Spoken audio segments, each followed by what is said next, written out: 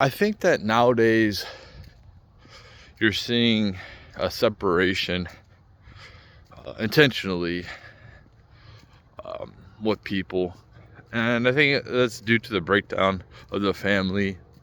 You're seeing more isolation.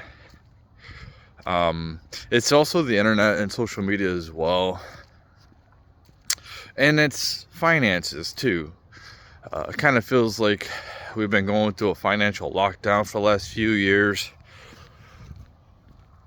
So it's hard to be in the real world. And I don't really find the real world that interesting because I'm poor. I'm in the working class.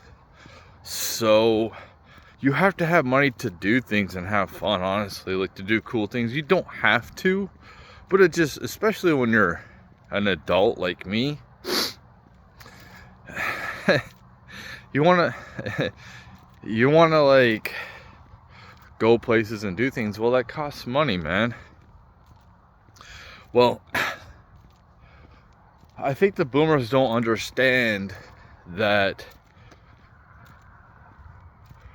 things are completely different than it was when they were kids, and it's way harder for kids to survive, to think, to achieve excellence. So they revert to just playing video games. There's a lack of ambition. There's low testosterone as well. But I have a story. When I was a kid, I used to have like a bunch of different friends. There was this girl I was seeing for a little bit, and I liked her. I thought she was really cool. I helped her get her permit, and she ended up cheating on me and going with somebody else, better suitor for her at the time, apparently. So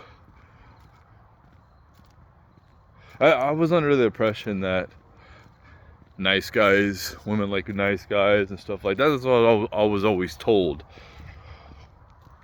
So spineless, all that.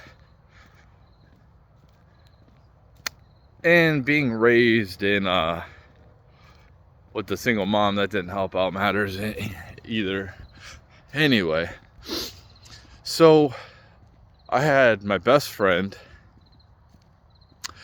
at the time she was like a really good friend. I actually really liked her, but she wasn't into me. And I had this girl I was seeing.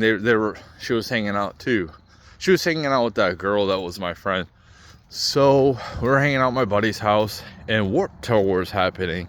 And I never been to Warped Tour. I was at like Ozfest and stuff like that, but we didn't have any money. We definitely couldn't buy any tickets. So we decided just to drive down there. It was like 45 miles away. We decided just to drive to the event and just hang out. We had nothing better to do anyway.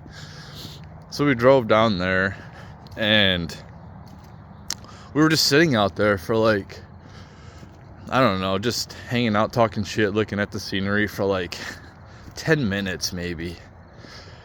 And this drunk dude, like, they ended up kicking him out, right? So he gave us one of their ticket. He gave us this ticket. He couldn't get back in. They wouldn't let him back in, so he just like gave it to us for free. And we're like, sweet. And this one woman came up to us, right? She had, I guess she bought 3 tickets for her kids and 3 backstage passes. And apparently they didn't show up or something. I don't know. Anyway, she gave them to us, right? And we were like, what? No way. Like, we didn't expect that. We didn't expect to even get in the concert, right? And we got we got in for free, and we had 3 backstage passes. It was so cool. And this is kind of a crazy scenario, because my best friend, the girl I liked, and me, we took the backstage passes, and that girl didn't even get to go backstage, which is kind of a little bit of a redemption for me. And we didn't let her go backstage either. So like, yeah, I guess you know, you don't have to have money to, like, especially if you're young and you ain't got nothing better to do, you really don't have to. You might end up getting lucky, and somebody might end up, you might fall into that type of situation. You know, we could have just stayed at home and not done anything and just been like any other day. But the fact that we took the initiative to actually go down there, and then it worked out, and then it was cool. Like, I got to see my favorite band at the time, Anti-Flag, and I met one of them, and I was kind of a little scoundrel. I stole one of their drumsticks and I gave it to my friend, the girl. Such a me lady here. But anyway, it was still a cool thing to do. Like, got to see like my favorite band at the time. A bunch of like, I mean, at the time I wasn't really into pop punk. I liked Anti-Flag. I liked their message. They're definitely not the same. I don't they're definitely not the same. If you listen to their old music and you listen to like the lyrics, they're so aligned with how I am. How I haven't really changed with my values. And then these people, you see with a lot of punk bands, honestly, these people are sellouts, and they go with the establishment. It's so weird to see that these people who were anti-war, pro-free speech, still align with the left and not switch. But yeah, it was a pretty cool experience. Here's the negativity. Unfortunately, NoFX. That was a pretty cool band to see. Somebody ended up getting stabbed. Can't have fun sometimes. And they had to stop the show. They just stopped it at that point. But it was still cool to see all these different bands that I never thought I would ever see.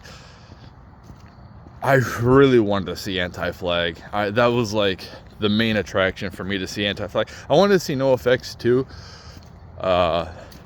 They were pretty, like I said, they're pretty cool. But the moral of the story is, sometimes, you know, the universe might go in your favor. You don't have the money for something. Well, you know, I'm not saying that you go beg or whatever, but you never know what could happen, you know. That was a pretty cool experience, and it's probably, it was a very rare experience. And I was very grateful. We were all very grateful too. Like, we're extremely grateful for that experience. So yeah, just because you don't have the means doesn't mean if you don't go out and try that it might not just fall into your lap.